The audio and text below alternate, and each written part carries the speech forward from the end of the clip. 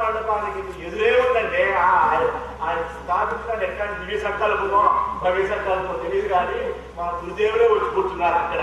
అలాంటి ఈ ప్రదేశంలో ఇలాంటి శాస్త్రమైనటువంటి కార్యం జరుగుతున్నందుకు మాకు చాలా ఆనందాన్ని తెలియజేస్తుంది. ఇప్పుడు చెప్తే చివరిగా మరి స్వాముల వారికి ఎవరు ఆడమలయాళ స్వామి అనే పేరుండే స్వాముల వారికి స్త్రీలకు అసలు వారు ఉద్భవించిన వారు కాబట్టి మొట్టమొదట స్త్రీలతో సభ ప్రారంభమైంది.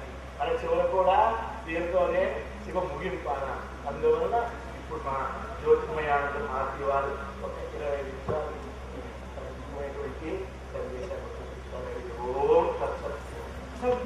రహస్యయుక్తః శ్రీంకార గుణార్థ మహావిభూత్యా ఓంకార మర్మ ప్రతిపాదనేభ్యాం నమో నమః శ్రీ గురు పాదుకాభ్యాం.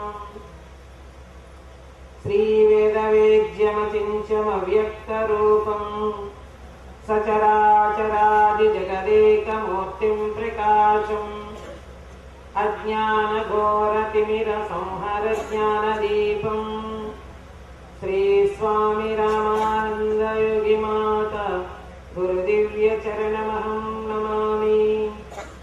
యుక్తాహార విహారాయ వివిక్త స్థలవాసినే మలయాళయతీంద్రాయ బ్రహ్మనిష్ఠాయ తే నమః. యా దేవీ సర్వభూతేషు ప్రజ్ఞారూపేణ సంస్థితా నమస్తస్యై నమస్తస్యై నమస్తస్యై నమో నమః.